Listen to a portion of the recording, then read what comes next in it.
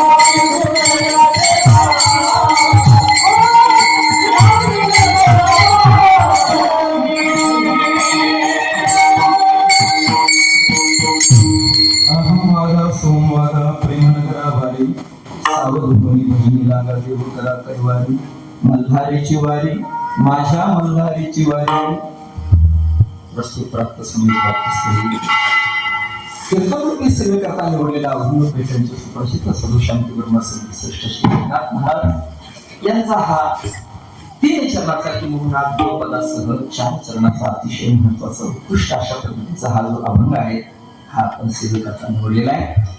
सालाबादप्रमाणे याही वर्षी अखिल गुणधान अकारण कारण करुणा रुग्णालय अनंत कोटी ब्राह्मणांना कृपेने प्राण संजीवन जगदाधार भगवान श्री पंढरीश पंढर परमात्म्याच्या असीम कृपेने वारकरी संप्रदायाचे थोर संत विश्वगुरु स्वामी नृत्यनाथ दादा विश्वमाऊली ज्ञानोबा जगद्गुरु संत श्रेष्ठ तुकोबाराय सद्गुरु जोग महाराज संत मूर्ती श्री भगवान आदी सर्व संत महात्म्यांच्या कृपा आशीर्वादाने आणि भगवान खंडेराव महाराजांच्या सानिध्यामध्ये या पटांगणामध्ये संपन्न होत असलेला आपला हा अखंड हरिनाम सप्ताह आमचे सोपान बाबा गुरु यांच्या सुजोड पद्धतीच्या मार्गदर्शनाने यांच्या कृपेने हा अखंड हरिनाम सप्ताह या ठिकाणी संपन्न होतो आहे. या गावामध्ये आमचे एक महाराज पण आहेत तुकाराम महाराज आले का गेले असतील महाराज पण याच गावचे ठीक आहे त्यांना पण दंडवत करतो. अशी सर्व असणारी मंडळी सगळ्यांच्या चरणांमध्ये साष्टांग दंडवत करतो. आमचे असणारे आज या कीर्तन साथीसाठी असणारे चिंतामण महाराज या ठिकाणी आहेत. चिंतामण महाराज असल्यानंतर चिंता करण्याची काही गरज नाही. चला अतिशय सुंदर महाराजांची या ठिकाणी साथ आहे. त्याच्या जोडीला शारदीचे चंद्रकळे नाही का अगदी शरद ऋतू जसा उगवत तसे आमचे शरद महाराज या ठिकाणी आहेत. आमचे कृष्णा महाराज आहेत. आज हा आनंद अक्षय राहावा म्हणून या ठिकाणी अक्षय महाराज आहेत. आमचे परमपूजनीय महाराज आता मध्यंतरी बऱ्याच दिवसापासून सुरुवातीला व्हायची त्या ठिकाणी भेट मध्यंतरी बऱ्याच दिवसापासून भेट नाही. सगळ्यांच्या चरणात नमस्कार होतो आणि अतिशय योग्य वेळेमध्ये 12-1 वाजेपर्यंत झाले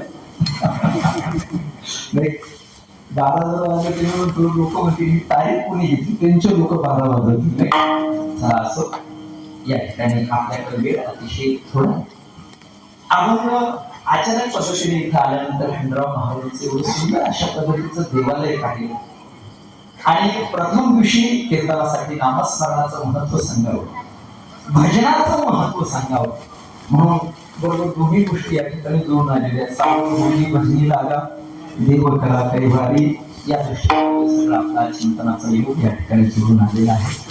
नेपाळपूरच्या गावामध्ये असणारी सर्व भाविक भक्त मंडळी आणि तो एक वार्षिक अशा पद्धतीचा हा अखंड सप्ताह म्हणजे हा सप्ताह 3 वर्षानंतर केला जातो. वा अतिशय सुंदर आणि म्हणून या दृष्टिकोनातून आपला हा जो अभंग आहे त्याचं चिंतन योग्य वेळेत आपल्याला करायचं आहे.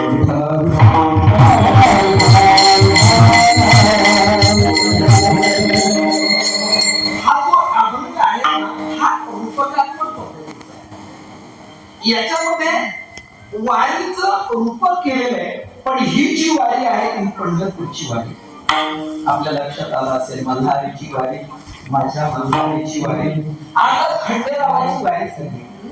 आता मल्हारी शब्दाचा अर्थ नंतर सांगतो पण वारी मल्हारीची सांगितलेली आहे. मग या मल्हारीच्या वारीला जाणारे जसं आपल्या आळंदीच्या वारीला वारकरी जातात पंढरपूरच्या वारीला वारकरी जातात तर इथले वारकरी कोण आहेत अहम वाघा सोहम वाघा आणि यांची वारी कुठं आहे प्रेमनगरा वारी. हे प्रेमनगरीकडे वारी करणारे अहम आणि सोहम रूपी हे 2 जे वाघे आहेत आता हे या वारीला निघालेले आहेत प्रेम रूपी नगराला. परंतु प्रेम रूपी नगराला जर जायचं असेल तर त्याच्यासाठी जीवनामध्ये सावधानता महत्त्वाची आहे. इथं बेसावध लोकांचा हा कार्यक्रम नाही. बेसावध लोकांचा कार्यक्रम आता सध्या कालखंडामध्ये जर पाहिलं तर पेट्रोल डिझेल मिळत नाही त्यामुळे अगोदरच थोडंसं सावध झालं पाहिजे.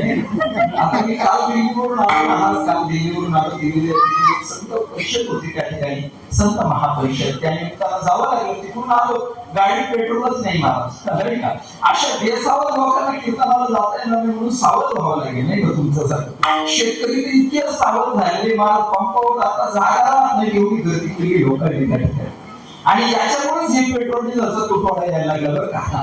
प्रत्येक जण इतका स्वार्थी झालेला स्वतः पुरतं पेट्रोल डिझेल भरून ठेवतो दुसऱ्याचा विचार करत नाही कोण हात कृती तुटवडा निर्माण झाले. चला सावध होणे भजनी लागा सावधानता महत्वाची.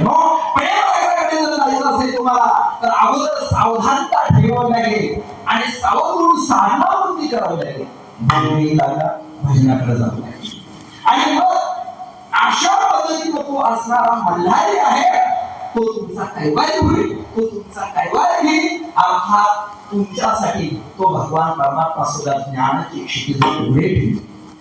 वारी कोणती करायची? नागबाबा सांगतात मल्हारीची वारी अर्थात मल आणि हरी अशा पद्धतीने जो मला हरण करतो अशा मल्हारीची वारी करायची. पण या वारीला जात असताना काही गोष्टी आल्या येतात त्याच्यामध्ये इच्छा मुरळीस पाहू नका. या वारीला मुरळी असते काही बसते या मुरळीला जर लक्ष नाही दिलं तरच आपल्याला जीवनामध्ये मल्हारीची वारी घडेल म्हणून इच्छा मुरळीस पाहू नका. त्याचा परिणाम काय होईल? पडावा नरकाद्वारे नरकाच्या द्वारामध्ये पडावं लागेल. मग जीवनामध्ये तुम्हाला जर आत्मस्वरूपाच्या आनंदाकडे जर जायचं असेल तर तुम्हाला अगोदर जी बुद्धली आहे बुद्धली तिच्यामध्ये तेल भरून घ्यावं लागेल. मग ते बोध बुद्धली या ठिकाणी बुद्धीमध्ये बोध तेल आपल्याला टाकायचं आहे आणि या तेलाच्या वगैरे ज्ञानरूपी उजळा महाद्वारी इथलं महाद्वार आहे. तर 84 लक्ष पैकी मानवी देह हे महाद्वार आहे आणि या महाद्वारामध्ये आल्यानंतर आपल्या जीवनामध्ये आपल्याला ज्ञानरूपी दिवटी उजळावी लागेल. बोधबुद्धी ज्ञान दिवटी उजळा महाद्वारी महत्वाची गोष्ट. नवविधा प्रकारच्या भक्ती सांगितलेल्या आहे. यापैकी श्रवणम कीर्तनम विष्णुस्मरणम पादसेवनम अर्चनम वंदनम दास्यसत्य आत्मनिवेदनम अशा नवविध प्रकारच्या भक्ती यापैकी असणारी आत्मनिवेदन नावाची जी भक्ती आहे नाही का?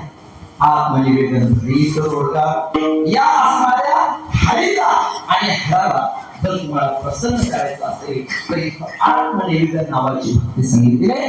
अर्थात नवविधा भक्ती सांगितलेली आहे. आत्मनिवेदन निवृत्तीला हरोहरी एका जनार्दनी धन्य खंडेराव त्यावर गुंचा वारी या खंडायावरती काय करायची? आपली त्या ठिकाणी समर्पित करायची.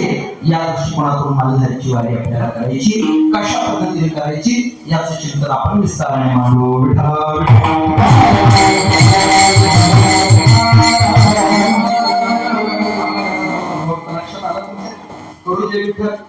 नाही या बातम्या झाल्या नाही का? अजून विस्ताराने आपल्याला चिंतन करायचं. असं सज्जनो आपण अतिशय सुंदर अतिशय गोड आहे तेवढ्याच नाही आता बऱ्याच दिवसापासून आपण बरोबर चिंतन केलेलं नाही म्हणून या दृष्टिकोनातून जसं खंडेराव महाराज आपलं सानिध्यामध्ये असणारे जे दैवत आहे ते आपल्याला बुद्धी देतील त्या पद्धतीने चिंतन करण्याचा प्रयत्न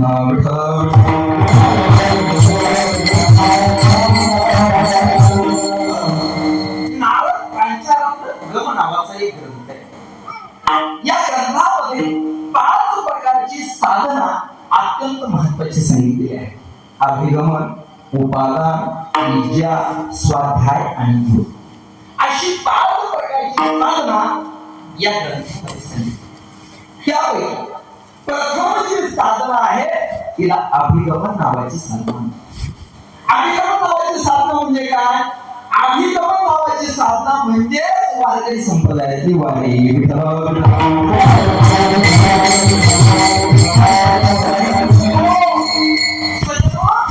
वारकरी संप्रदायाची जी वारी आहे ही वारी जीवनामध्ये काय करेल? वारी वारी वारी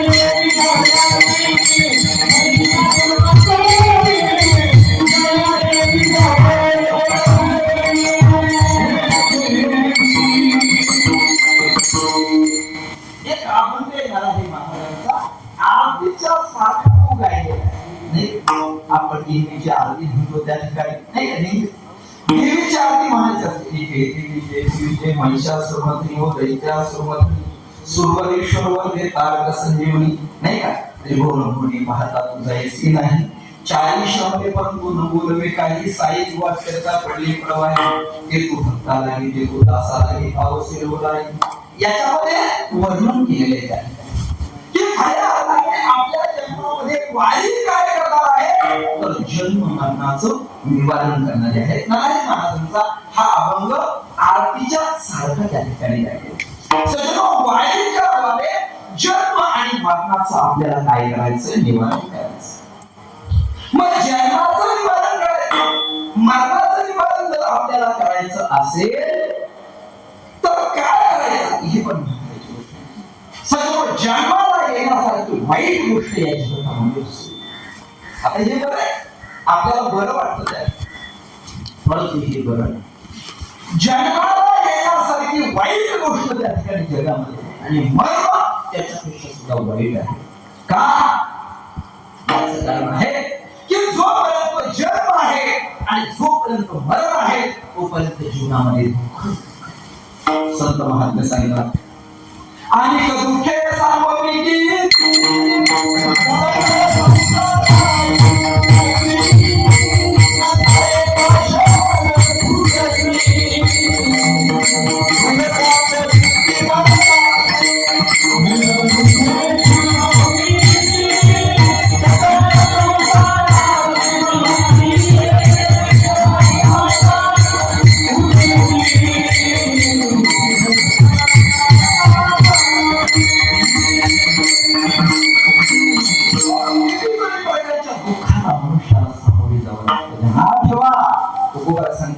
दुःखे संगोमी सकळ संसाराची स्थिती न पाये भाषा होती भय कापची सर्व सारं दुःखच सारखं. मनुष्य आपल्या जीवनामध्ये सारखे दुःखाचे डोळे खातोय, परंतु त्याच्या जीवनामध्ये कधीच त्याला उपलब्धी होत नाही. आणि आपल्याला उपलब्धी म्हणजे आपल्याला वैराग्य व्हावं त्याच्यासाठी कीर्तन आहे, पण कीर्तनाचा लोकांनी तमाशा करून ठेवला आहे. जे साधन आहे भजन नावाचं साधन आहे, माऊली नावाला सांगतात जयांची भुजिरे भोगासाठी, भजन भोगासाठी कीर्तन सुद्धा टाइमपासचा विषय लोकांनी करून ठेवलेला आहे. आता कीर्तन काही टाइमपासचा विषय या ठिकाणी सजवन म्हणा. या जगामध्ये एकच साधना अशी राहिली की जी साधना काळ निकाल करीत तुम्हाला पाहू शकते. आणि म्हणून ते आमचे छोटे कदम माऊली सांगतात, बाबांनो तुम्हाला लई हसण्याची जर म्हणून आली ना त्या ठिकाणी, तर ते सांगतात नारायण गावला जातात. काय नारायण गाव तुझ्या हसले याचा अर्थ माहिती तुम्हाला लईच वाटलं तर नारायण गावला. आता नारायण गावला जायची गरज नाही, नारायण गाव प्रत्येकाच्या खिशात आलेला आहे. हा मोबाईल रूपी नारायण गाव असा आहे ना, नारायण गावला जायची गरजच नाही, खिशामध्ये नाही. बऱ्याच लोकांची तुम्ही बघा मोबाईल चेकअप करा, त्या चेकअप लक्ष नाही, भजनाकडे लक्ष नाही, लोकांचं कीर्तनाकडे लक्ष नाही, फक्त लक्ष हसणं टिंगल टवाळी काहीतरी कोणीतरी आसट विसट बोलतं, इकडं आपलं लक्ष. ठीक ते माऊलीचं सांगतात नाही वाटतं गावात दोन तमाशे ठेवा, बरं ते छोटे करणं माऊली सांगतात, पण कीर्तनाचा तमाशा करू नका, कीर्तनाचा तमाशा करू नका. एवढं एक साधन शुद्ध ठेवा, शुद्ध ठेवा आणि कथेचा विकार करू नका. बस याच्यावर मी जास्त बोलणार नाही. काही कथेचा विकार करू नका. पैसे म्हणजे घेतल्याशिवाय काही चालणार नाही. राज्यघटनेमध्ये सुद्धा बदल करावा आहे. हा मी मरेपर्यंत घेणार नाही, ही माझी प्रतिज्ञा, मरेपर्यंत घेणार नाही. तुमचं 2 लिटर पेट्रोल आम्ही दिला, आम्ही त्याचे 220 रुपये यांना मारून दिले त्या ठिकाणी, ते सुद्धा नाही घेणार आम्ही त्या आयुष्यात. हे जरी गाडीला आम्हाला घेऊन नेऊन आणून जरी घराला आले असते, आता ते आले नाही, तेवढं प्रेम नाही त्यांच्यामध्ये, तेवढं प्रेम नाही. मला माहितीये, मी खूप महाराष्ट्र फिरलोय त्या ठिकाणी. बरेच लोक म्हणतात माऊली अहो लोक असे झाले कीर्तनाला येईपर्यंत 10 फोन असतात, पण आपण घरी गेल्यानंतर हे सुद्धा फोन पुढच्या वर्षीपर्यंत येत नाही. हे दुर्दैव आहे, हे दुर्दैव आहे. ध्यानात ठेवा, हे दुर्दैव. तुम्हाला किती कीर्तन करणार आहे, अरे आमच्या कित्येक महाराजांचे ऍक्सिडेंट झाले नसतात, कित्येक महाराजांचे ढोर महाराज कीर्तनाला जात असताना ज्या महाराजांच्या मांडीवर डोकं ठेवून महाराज सुटलेले होते ते महाराज जागी होती जागी होती. हे आम्ही आळंदीला असतानाचा प्रसंग आहे हा. त्या ठिकाणी एवढं समाजासाठी हा एकदम जोवर तो करतोय पण लोकांना त्याच्यात प्रेम नाही राहिलं. आजकाल बघा किती लोकांना वाटतं की महाराज मंडळीला आपल्या घरी मुक्कामी राहावं, किती लोकांना वाटतं त्या ठिकाणी हे वाटत असे महाराजांची लोक निवड करतात त्याच्याकडून आल्या पावलीवर गेले पाहिजे. किती झाले पूर्वीच्या काळात घडल्यामध्ये आपल्या इथं चुकी महाराज लोकांची दोन्ही बाजू चुकी लोकांची नाही त्या ठिकाणी महाराजांची सांगायचं काय आज प्रेम राहिलं नाही समाजात तरी पण नाही. म्हणून मरेपर्यंत एक रुपया तुमचा कीर्तनाचा कुठे घेणार नाही घेणार. पण तुम्हाला द्यावे पण लागते. पण देत असताना आमच्या गुरु फुले बाबांची 4 वाक्य मी पुन्हा प्रत्येक कीर्तनात हा विषय मांडत असतो. बाबा सांगायचे कोणावर कीर्तनाला भरून जाऊ नका, दिले तर मोजू नका, कमी दिले तर दुःख मानू नका आणि जास्त दिले तर या पैशाचा उन्माद करू नका. कीर्तन ही साधना खूप जपून करायची बघा, खूप जपून करायची. सगळं ही साधना जीवनामधला कल्याण म्हणून कीर्तन टाइमपास म्हणून ऐकणं. आणि मी तर बिलकुल टाइमपास करण्यासाठी इथं आलेलो नाही, तेवढ्यासाठी नाही. तेवढ्यासाठी तिकडे एम ए केलं, आळंदीला 4 वर्ष राहिलो, 7 वर्ष आळंदीला खाल्ले. त्या ठिकाणी 3 पायी परिक्रमा केल्या, 3 गाडी केल्या, 3.25 वर्ष मौन धरून अनुष्ठान केलं, सगळ्या गोष्टी केलेल्या आहेत. हे तुमचा टाइमपास करण्यासाठी नाही, 6 वर्ष काम करून आहे का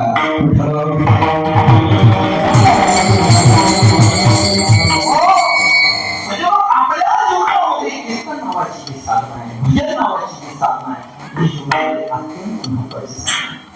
पण आज लोकांना त्याच्याविषयी प्रेम राहिलं नाही. द्यावे पैसे द्यावे लागतील नाही असं नाही, परंतु देत असताना त्याचा विचार करून आपण आपल्या जीवनामध्ये ही साधना जागृत ठेवा. आपलं आत्मकल्याण होईल.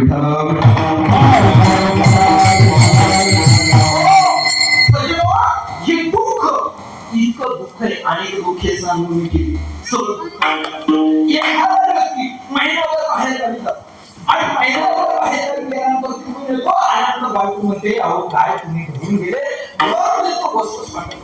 बिलकुल करता आणि थोडे भांडे घासून घेता का सगळं दुःख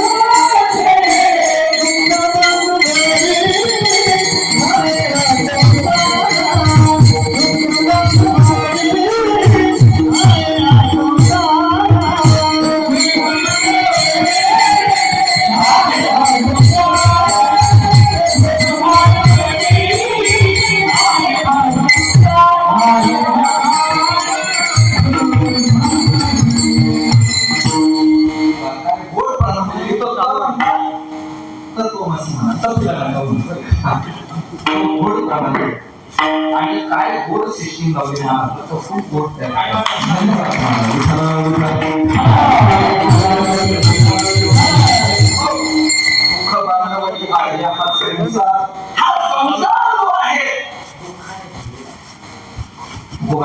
अनेक दुःखे सकळ संसाराची स्थिती न साये पाषाण की भेकापचे ती जन्म आणि मरण या संसार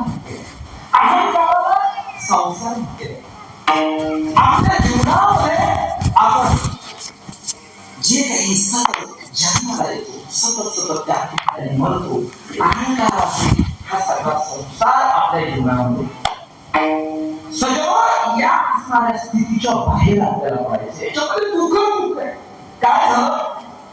एका राजाचा असणारा एक तो सेवक होता आणि त्या सेवकाने अपराध केला. अपराध केल्यानंतर राजाला सांगितलं, तुला मी शिक्षा देतो. 3 प्रकारची शिक्षा आहे. 3 प्रकारची शिक्षा आहे. त्यापैकी एक कंपल्सरी, 2 टाळायची. एक शिक्षा काय कंपल्सरी, बरं का? एक शिक्षा कंपल्सरी आणि 2 काय करायचे, टाळायचे. आता पहा 3 शिक्षा कोणत्या द्या.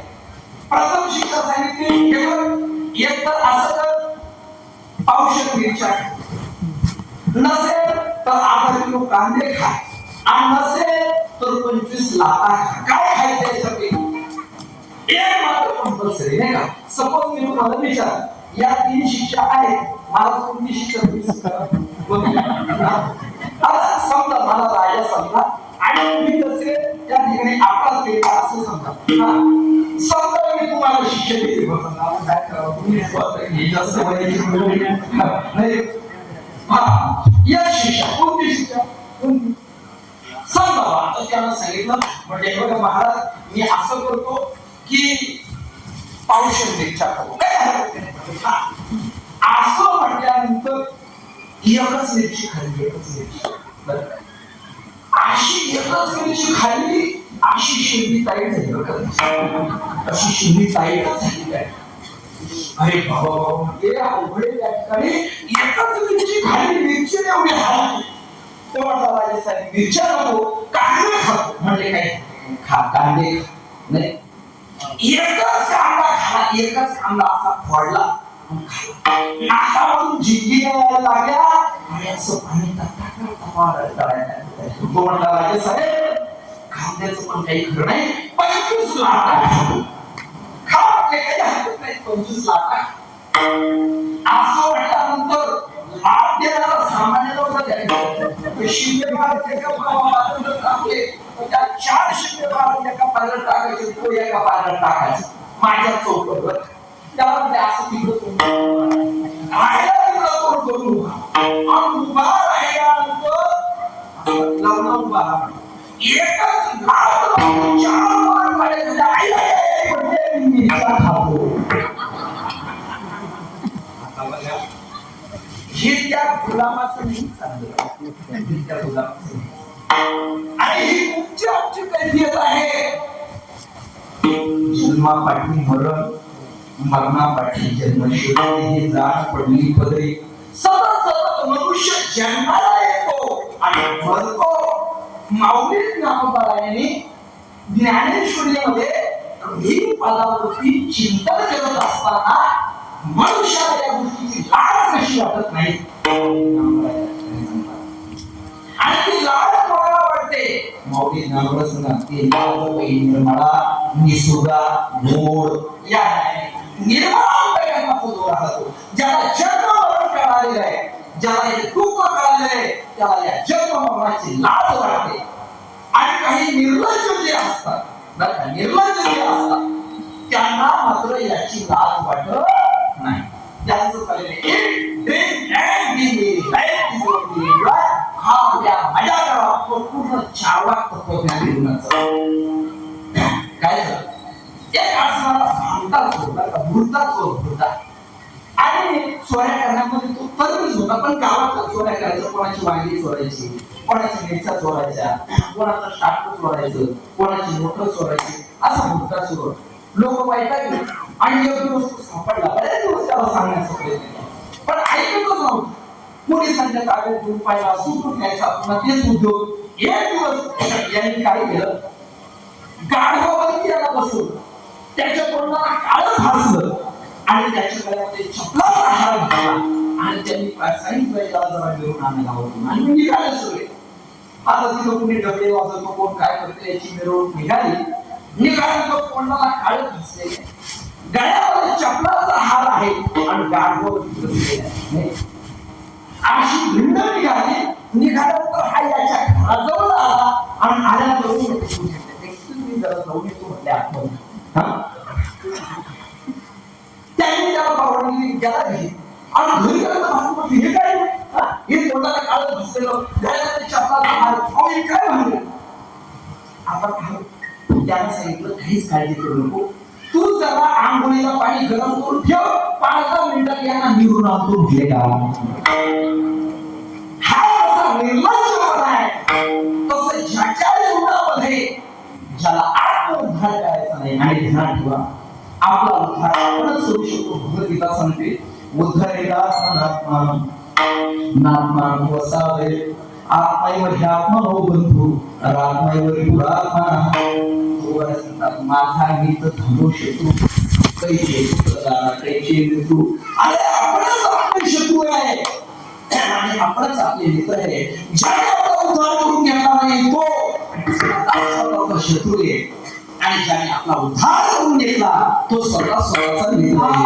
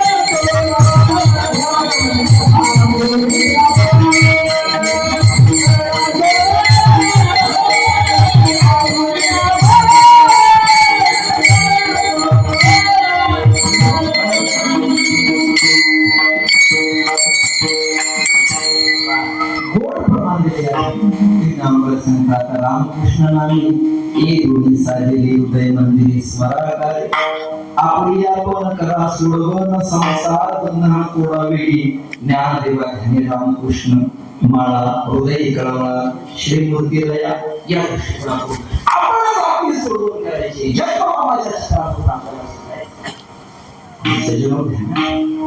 इथून पाठीमागे आपण अनेक प्रकारचे दुःख सहन केले, पण या असणाऱ्या दैवीच्या बाहेर पडण्यासाठी हा अभंग असा आहे महाराज की याच्यावर चिंतन करत असताना मी तर 7 दिवस याच अभंगावर तुमच्या समोर केला. 7 दिवस एवढे एका अभंगावर. आता एवढा वेळ तुम्ही मला देणार नाही, माझ्याकडे एवढा वेळ नाही, पण खूप सुंदर भाषिक चिंतन आहे. लवकरच आपण अभंगावरती येतोय.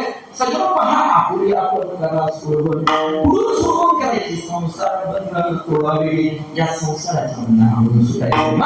जन्माला येणं हा हे काय आहे जीवनामधलं दुःख आहे, आणि मरण हे जीवनामधलं दुःख आहे, आणि याला पुनरपि मरणं पुनरपि मरणं पुनरपि जननी जठरेशयनं या संसाराचे दुरुस्तारे कृपया पारे पायी मुरारे भज गोविंदम भज गोविंदम भज गोविंदम गोविंदम. या नावाने याला काय हे संसार हा खऱ्या अर्थाने संसार आहे. या संसाराची पलीकडे जायचं. सगळं या संसारामध्ये तरी जीवात्मा का पडला, तर जीवाची मूळ स्थिती काय आहे? मुक्त होता. नाही जीवात्मा कसा होता? मुक्त होता. पलीकडे झाला बद्ध, पण तो काय झाला? बद्ध झालेला. कशामुळे? घेऊन या छंद माझे माझे माझेपणाचा छंद घेतला. कोणाशी माझेपणाचा छंद घेतला? तर या संसाराशी माझेपणाचा छंद घेतला, आणि मी रूपाने तो स्वतःला काय समजतो त्या ठिकाणी की मी कोण आहे? तर जीव आहे, मी जीव आहे. आपल्या याच्यावर सुंदर दृष्टांत सांगायचे की मेंढ्यांच्या कळपामध्ये आणि एक सिंह त्या ठिकाणी लहानपणापासून त्या मेंढपाळाने पाळला होता सिंह, तर समजायचा मेंढी. कशा पद्धतीनं आपण कोण आहे तुका म्हणे हा तो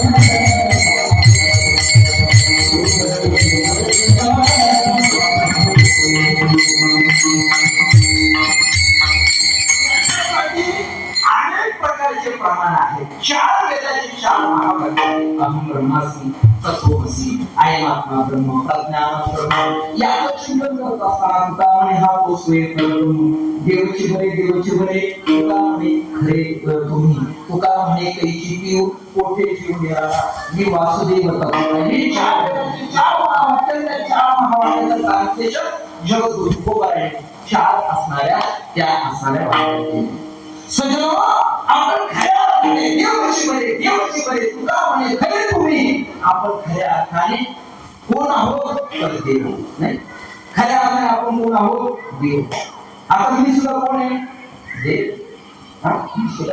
महाराज तुम्ही देवच आहे बरोबर आहे महाराज तुम्ही सुद्धा देवच तुम्ही सुद्धा देवच आहे बरोबर आहे की तुम्ही पण कोण आहात देव मग आता बघा आपण जर सर्वजण देव आहोत तर देवाने काय केलं माहितीये का त्या भागवतामध्ये असं वर्णन केलेले का भगवान परमात्म्याने आपल्या कानांवरती गिरी गोवर्धन पर्वत उचलले बरोबर आहे का नाही उचलले आता कीर्तन गोवर्धन पर्वत पण एक असणारी 100 किलोची चांगली गोष्टी शिला दगड 100 किलोचा तो काय करणार मी समोर ठेवणार आणि ठेवल्यानंतर देवाने कानांवरती उचलला मी तुम्हाला कानांवरती उचलायला सांगणार नाही मी तुम्हाला तो दगड एका हाताने उचलायला सांगणार नाही मी तुम्हाला 100 किलोचा दगड 2 हाताने उचलायला सांगतो तो तुम्ही उचलणार हो का नाही अहो देव आपण तर हे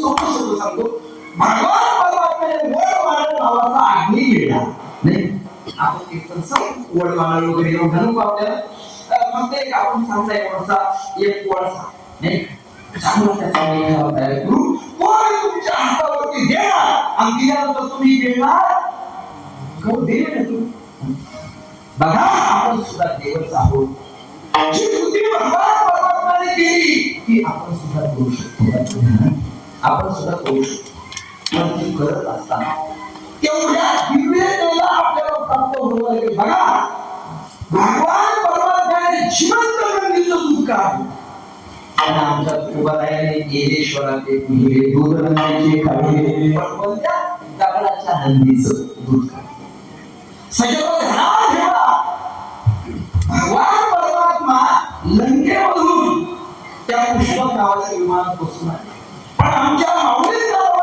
जड भिंत चालवली माती आपल्या स्वतः सांभाळले पण आपण आपल्या जीवनामध्ये बरेच झालो बद्ध बरेच आपण बद्ध झालो बराच आपण बद्ध झालेलो आहे म्हणून जीवनामध्ये या बद्धतेच्या पलीकडे आपल्याला पळायचंय आणि आपण कोण आहे तर आपल्या जीवनामध्ये निरूपाने आहे परब्रह्म तुका म्हणे हा तो सोय पण स्वतःला जीव समजतो संकुचित समजतो आणि या जगामध्ये माझा संबंध कोणाशी तर तो फक्त देवाशी देव माझा मी देवाचा हीच माझी सत्य वाचा याने आपला संबंध फक्त देवाशी पण आपण तो संबंध संसारामधल्या सगळ्या जीवनाशी जोडतो मग कोणी आपल्याला आई वाटते कोणी आपल्याला बाप वाटतो कोणी आपल्याला भाऊ वाटतो हा मी माझेपणाचा छंद घेतला मग मला मी रूपाने जे आत्म स्फुरण होतं त्याला अहम म्हणतात आणि तो जो परमात्मा आहे तो परमात्मा मी आहे या अवस्थेला सोहम म्हणतात सोहम शब्दाचा अर्थ सहा अहम तो मी आहे असा त्याचा आहे मग अहम म्हणजे मी हा मीपणा सुद्धा जर जीवपणे असेल तर तो दुःखाचा कारण आणि सहा अहम तो भगवान परमात्मा मी आहे अशी सुद्धा प्रकारची स्थिती आहे आणि त्याच्यामध्ये सुद्धा जीव जर असेल तर ती अवस्था सुद्धा बदल केल्या कारणीभूत आहे.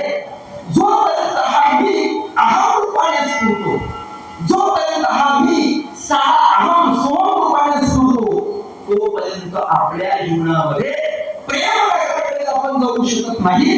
मग जीवनाला आत्मानंदाकडे जर जायचं असेल, प्रेमस्थितीकडे जर जायचं असेल तर त्या अहमने आणि त्या सोमने काय केलं पाहिजे, तर त्या प्रेमरूपी गजराची वाढी केली पाहिजे. पण त्याच्यासाठी साधना काय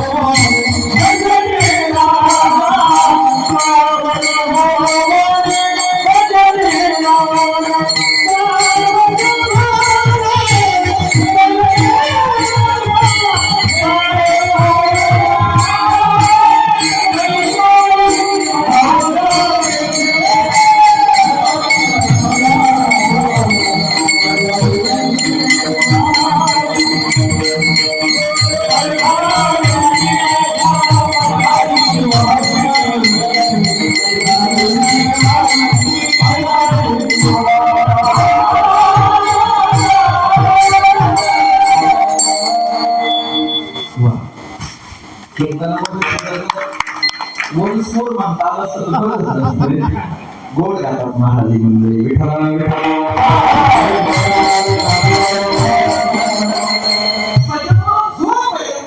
मनुष्य स्वतःला जीव समजतो तोपर्यंत तो जन्म आहे. मग आपण पंढरपूरच्या वारीला तरी का जातो, तर तुका म्हणे त्याचे पायी मोर नेली जगदेठी भावा एकासाठी खांदाबाई आपुल्या या दृष्टिकोनातून तुका म्हणे सोडलेला कोणी एका चक्रपाणी वाचून आणि या जन्ममागाच्या बंधनातून सोडला सुटण्यासाठी. जसं आपण पंढरपूरला जातो तसं नाथ बाबा उपकारात्मक पद्धतीने सांगतात की तुम्हाला कोणती वारी करायची, मल्हारीची वारी, माझ्या मल्हारीची वारी. मग आता याच्यामध्ये पंढरपूरला जाणारा वारकरी आणि खंडेरावाला जाणारा वाढा म्हणतात नाही का. मग याच्यामध्ये खंडेरावाकडे जात असताना दोन वाढ्याने काय केलं आहे, प्रस्थान केले. एक आहे महामूर्ती वाढा आणि दुसरा आहे सूक्ष्ममूर्ती वाढा. आता हे दिसताना जरी दोन दिसत असले तरी हे एकच आहे. स्वतःला मी जीव रूपाने स्फुरणारा ज्याला स्फुरण होतो तो अहम, आणि तो भगवत परमात्मा मी या अवस्थेवरती अहमरूपी वाहना स्वमूर्ती स्थितीवरती जातो आणि याच्यामधून पुन्हा आपल्याला त्या स्थितीवरती सुद्धा आवड वागायचं नाही, त्याच्या सुद्धा पलीकडे जायचं. अहम अवस्था जी आहे मी जीव आहे आणि मी बरोबर आहे याला स्वमस्थिती म्हणतात. ही सुद्धा चालत आहे. कशी भजन करा सांगू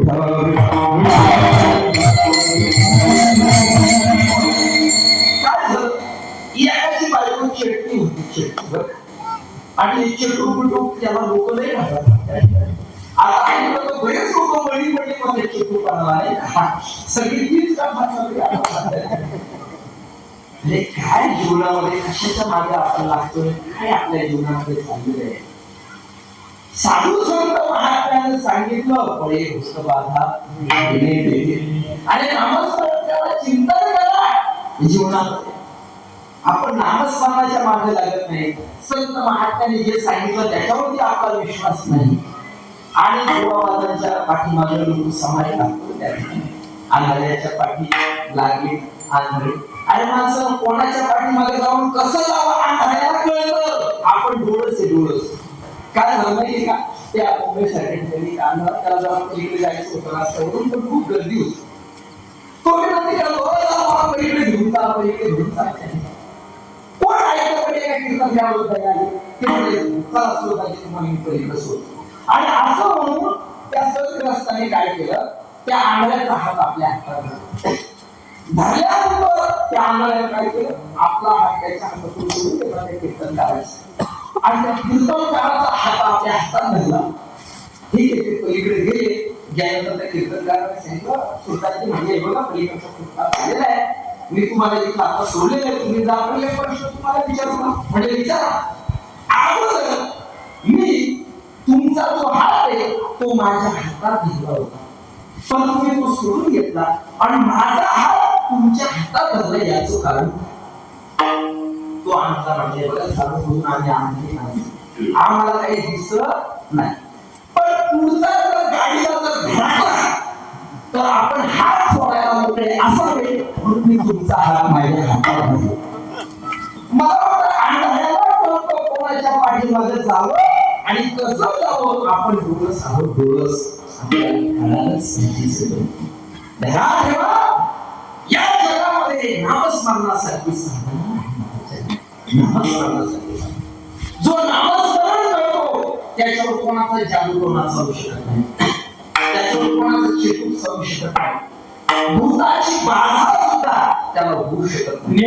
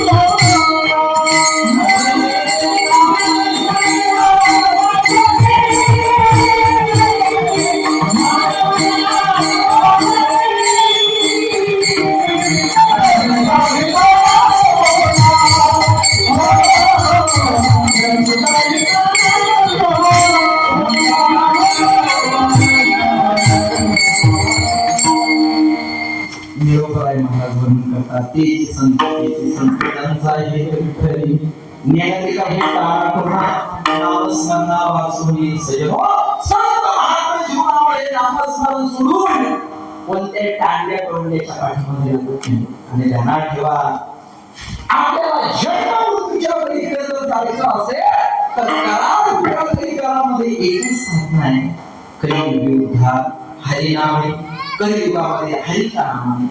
याच्यासाठी एकच मंत्र वारकरी संप्रदायाने आपल्याला दिला, जय जय राम कृष्ण जय जय राम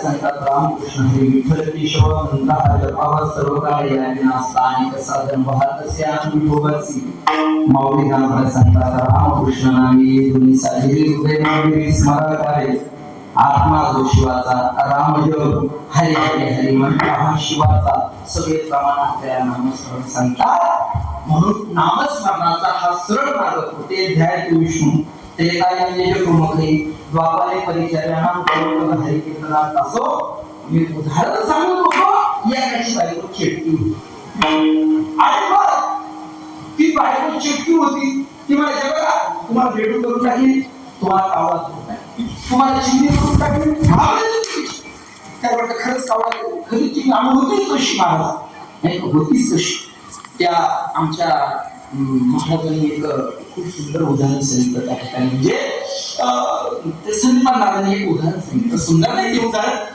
एक जण जेवायला बसत असताना डोळ्यावर पट्टी बांधून जेवायला बसला डोळ्यावर पट्टी बांधून त्याला विचारलं पण डोळ्यावर पट्टी बांधून तू काय जेवतो त्याला सांगितलं बघा माझी नजर जर माझ्या अन्नावर जर पडली तर ती अन्न मला पचत नाही ज्याची स्वतःची नजर स्वतःच्या अन्नावरती पडल्यानंतर ते अन्न जर पचत नसेल तर त्याची नजर दुसऱ्याच्या अन्नावरती पडल्यानंतर काय होईल म्हणून आपल्या अन्नावरती विटाळशा स्त्रीची नजर पडू नये शास्त्र सांगतं मी नाही सांगत त्या ठिकाणी स्त्रियांचा उपास आहे असं नाही पण विटाळशा स्त्रीची नजर पडू नये त्या ठिकाणी कोंबड्याची नजर अन्नावरती पडू नये कुत्र्याची नजर अन्नावरती पडू नये पुन्हा एक आशाभूत माणसाची म्हणजे जो दरिद्र अन्न त्याला मिळत नाही आशेची नजर अन्नावरती पडू नये म्हणून हॉटेलचं अन्न का खाऊ नये या अनेक कारणापैकी एक कारण आहे की बाहेरले अन्न सुखनेही ते मिष्टान्न अन्न सुख देत नाही अशी त्याच्या अनेक प्रकारे आणि आहार शुद्ध सत्वशुद्ध ध्वास बुद्धी जर शुद्ध करायची असेल तर आहार शुद्ध केला पाहिजे आहार महत्वाचे सजनो जाऊ द्या आता फुल विषयात माझा तो विषय बघा बायको चिटकी आणि त्याला माहिती होतं मग तो असा घाबरून असा किरकिर झाला एक दिवस मित्रांनी त्याला विचारलं काय बाबा म्हणजे काय झालं असा वाढला काय काही तुला काही त्या ठिकाणी काही मृत्यू झाला काय झालं काय तुला काय तू म्हणला अरे बाबा काय सांगतो काय तो चिटकी आणि ती तुला वेळू करील तुला मांजर करेल त्याला पुत्र करेल मी तर घाबरून गेलो काय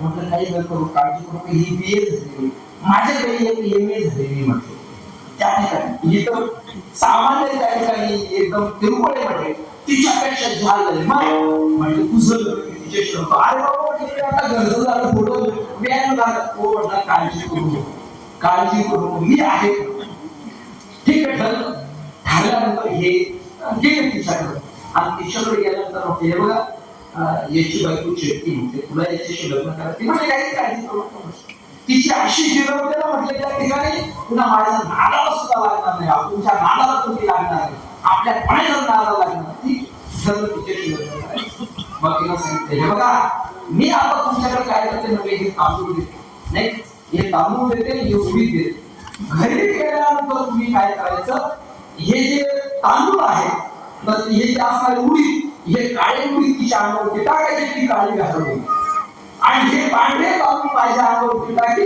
टाका मी त्या ठिकाणी पांढरे घालवले आमच्या दोघींचं युद्ध होईल आणि युद्ध झाल्यानंतर मी काय करेन त्या काळ्या घाईला मारून टाकेन आणि मारून टाकल्यानंतर मात्र त्या ठिकाणी मी त्या ठिकाणी शिल्लक राहील पुन्हा तुमच्याकडे हे तांदूळ घेऊन ठेवते तेवढे तुम्ही माझ्या अंगावरती टाकायचे मग माझं पुन्हा स्त्रीमध्ये रूपांतरण होईल आणि आपण सुखाने संसार करू चांगली गोष्ट झाली त्याला पटलं ते पाटल्यानंतर ते मुली तांदूळ घेऊन सगळं तो आल्यानंतर ती सोबत आली आणि आल्यानंतर बरोबर ह्याच्याप्रमाणे काळी मुली स्वतःच्या बायकोवरती टाकले ती काळी घालते पांढरे तांदूळ त्या दुसरी वरती टाकले ती पांढरी घाल झाली जे मुलींचं कुंभळ युद्ध झाल्यानंतर ही पांढरी जहालच होती तिने काळी मारून टाकली त्या आणि मारल्यानंतर काय सांगितलं होतं पांढरे तांदूळ माझ्या अंगावरती भाजलेले टाकायचे पुन्हा ते स्थिर होईल आणि आपण सुखाने संसार करू आता हे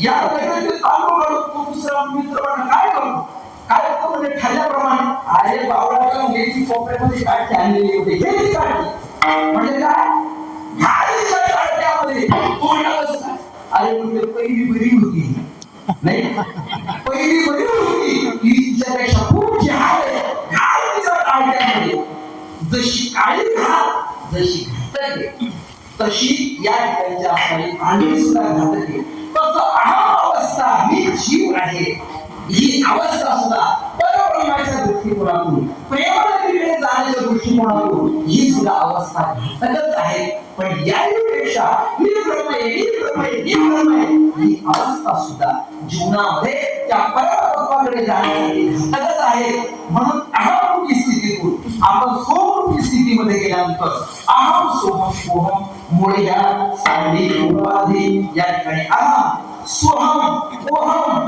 या सगळ्या उपाधी आहेत याच्या पलीकडे जायचं आणि त्याच्यासाठी सांगितलं अहम वागा सोहम वागा प्रेम नगरावरी सावधोनी भजनी लागा देव करा काही भजन करायचंय ते भजन कसं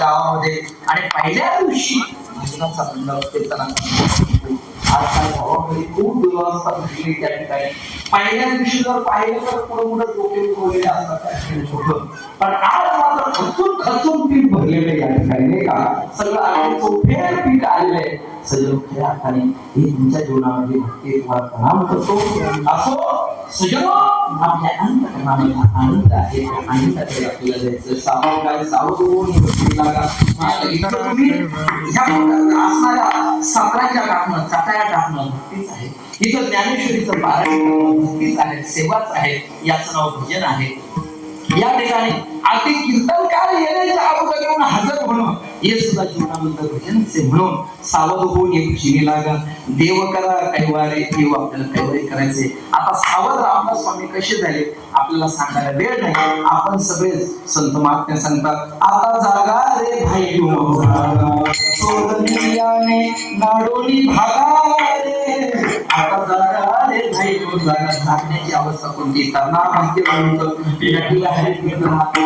अवस्थेमध्ये बरं का मग आपले जे चोर जागे झाले बरं का चोर निजल्याने बाल्यावस्थेमध्ये म्हणजे जोपर्यंत माणूस चौताल होत नाही तोपर्यंत काय करायचंय त्याला भक्ती करत असताना आपल्या जीवनामध्ये भक्तीला सुद्धा मर्यादा आहे ध्यानात ठेवा भक्तीला सुद्धा मर्यादा आहे 50च्या पुढे गेल्यानंतर पुढचा शब्द सांगतो 51. बाबा वनाचा रस्ता 52 वनाचा रस्ता जर तरी लोक ऐकत नाही. पुढचा शब्द आहे 57 आणतो नाही का. आता तरी वनाचा रस्ता जर पुन्हा 58 तरी लोक वनाचा रस्ता धरतात. मग 60 नाठी झाल्यानंतर मग काय काठीमध्ये काय काठी बसत असते म्हणून सुजन योग्य कालखंडामध्ये आपल्या जीवनात भजन करा, योग्य कालखंडामध्ये आपल्या जीवनात सेवा करा, भक्ती करा आणि त्या परमतत्वाची प्राप्ती करून घ्या. सावधभूमी कैवारी आणि आपल्याला कुठे जायचंय, कोणत्या वारीकडे जायचंय? मल्हारीची वारी, माझ्या मल्हारीची वारी. खऱ्या अर्थाने याच्यासाठी मल्हारीकडे जायचंय. हा मल्हारी कोण मल्हारी? तर मल्हारी अवतार, खंडेरावाचा अवतार, त्याला मल्हारी म्हटलं जातं. या मल्हारीने काय केलं? मणिकासूर आणि त्या ठिकाणचा असणारा त्या ठिकाणचा मल्लासूर आणि मणिकासूर नावाचे 2 दैत्य काय केले आहेत? खंडेरावाने मारलेले. आता तिथं प्रत्यक्षात ती जे 2 दैत्य मारलेले त्यांची 3 पुरं आहेत, त्याचा नाश केलेला आहे. आपल्या या ठिकाणी सुद्धा काम करून लोक हे 3 विकार आपल्याला त्या ठिकाणी संपवायचे आहेत. मधविक्षेप आवरण हे 3 आपल्याला संपवायचे. कसे त्या ठिकाणचे 3 पूर्व काय केले आहे? मला संपवले, 3 नगर संपवलेले या मणिकासुराचे. तसं आपल्याला या ठिकाणी मी कोण आहे आणि याच्या पलीकडे आपल्याला जायचंय. त्याच्यासाठी मल्हारीची वारी 3 प्रकारच्या स्थिती. मग विक्षेप म्हणजे अंतःकरणाची चंचलता आणि आवरण म्हणजे आत्मस्वरूपाचं अज्ञान. मल्हारीची वारी म्हणजे काय आहे? या ठिकाणी मन म्हणजे पाप, अंतःकरणामध्ये पापाकडे माणूस सहज त्या ठिकाणी प्रेरित होत असतो. बघा कलियुगामध्ये ऐका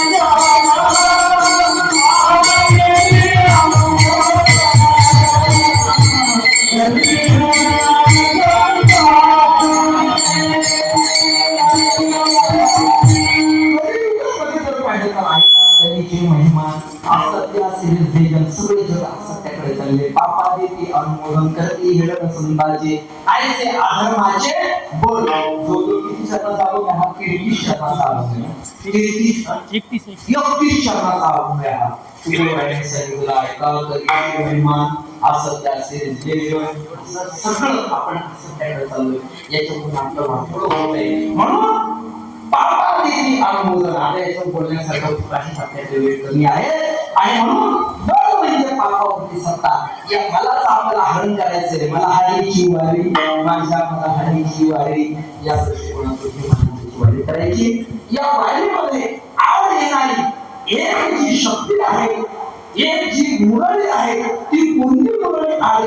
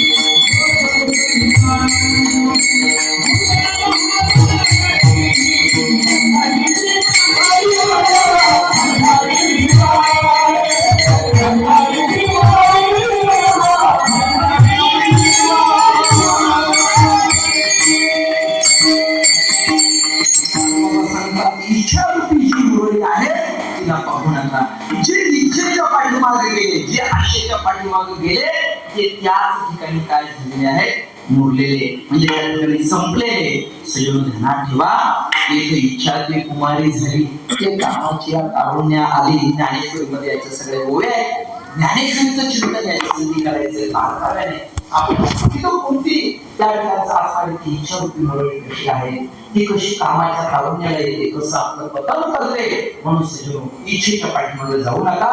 या ठिकाणी इच्छेला काय करायचं, मुरड घालायची, आवड घालायची.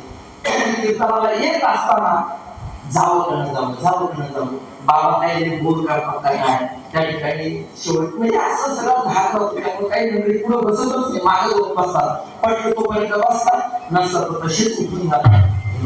ठेवा 2 तास या ठिकाणी बसा, चिंतन आहे का जीवनामध्ये, टाइमपास पेक्षा चिंतन आहे का. हा 2 तास कीर्तनामध्ये एक यज्ञ. मी तर माझ्या जीवनामध्ये यज्ञ म्हणून कीर्तन करतो महाराज, टाइमपास म्हणून नाही. आणि मी माझ्याच पद्धतीने कीर्तन करतो, लोकांच्या पद्धतीने नाही. पटलं तर घ्या, नाहीतर आम्ही आमच्या आश्रमात नामजप करत बसतो. घेणं नसती काय कोणाशी कर्तव्य नाही. पुढच्या वर्षी बोलवलंच पाहिजे, काही कर्तव्य नाही नसेल, नामस्मरण करत बसतो आश्रमामध्ये. आपलं चिंतन करायचं, गायीची सेवा करायची त्या ठिकाणी, मस्त आपल्या शहरामध्ये जाऊन काहीतरी उद्योग करायचे त्या ठिकाणी. एखादा उद्योग काहीच करायचे नाही, बोलवलं अवश्य जायचं त्या ठिकाणी. सजन ध्यान ठेवा, आपण आपल्या जीवनामध्ये सेवन करत असताना अगदीच म्हणजे कीर्तन सुद्धा आपण सामान्य अवस्थेत करत असतो. 2 तास मला कशाची शुद्ध राहत नाही त्या ठिकाणी. माझं कीर्तन आणि आपले चिंतन. सजन ध्यान ठेवा, इच्छेच्या पाठीमध्ये जाऊ नका. नाम करण्यासाठी मन बरोबर त्या ठिकाणी मन मारुनी मेंढा मुठी, हा मारुनी मेंढा आपल्याला मारायचा आहे, तो इच्छेच्या पाठीमागे जाऊ द्यायचा नाही. इच्छामध्ये सावू नका, पाहिजे पडावर कावडी नाकाची वय पडा. आणि नर्क सोपा नाही. श्रीमद भागवत तुम्ही पहा किती प्रकारचे नर्क आहे आणि त्या नरकाच्या यातना किती कठीण आहे, त्या ठिकाणी अतिशय कठीण आहे. म्हणून पडावर नरकाद्वारी मग बोधरूपी जी आपली त्या ठिकाणी बुद्धी ज्ञानरूपी ड्युटी ती काय करायची, महाद्वार म्हणजे 84 लक्ष युनिटपैकी हा मानवी देह याला महाद्वार म्हटलेला आहे. या महाद्वारामध्ये या असा ड्युटीमध्ये, ज्ञानरूपी ड्युटीमध्ये बोधरूपी तेल आपल्याला घालायचे. आता आपल्याला बोलायला वेळ नाही. चित्ता प्राण बोधेन परस्परं नित्यम पुष्यन्ति च वन्ति च संत महात्म्य सांगतात. बोधतीला मज सारखे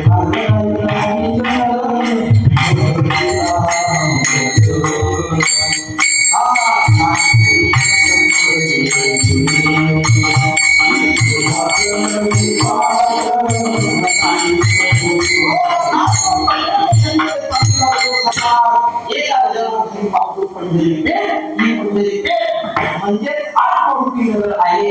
इकडे आपल्याला जायचंय, याच्यासाठी बोध बुद्धी ज्ञान बुद्धी महाद्वारी आणि 9 पैकी कोणती वस्तू महत्वाची आहे.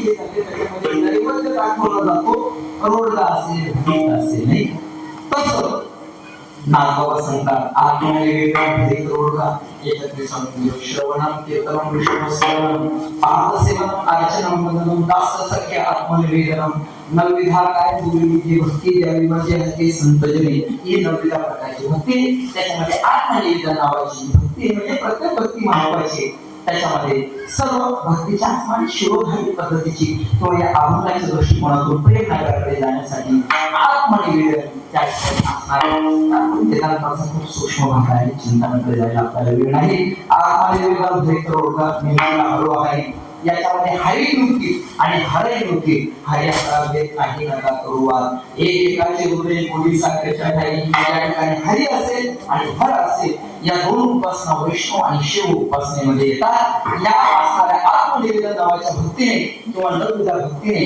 हरी पण नियुक्ती आणि हर पण नियुक्ती त्या ठिकाणी नियुक्ती शांत होते आणि मग या दृष्टिकोनातून एका जनार्दने धन्य करावा त्यावर तुमचा वारी मल्हारीची वारी माझ्या मल्हारीची वारी ज्ञानेश्वर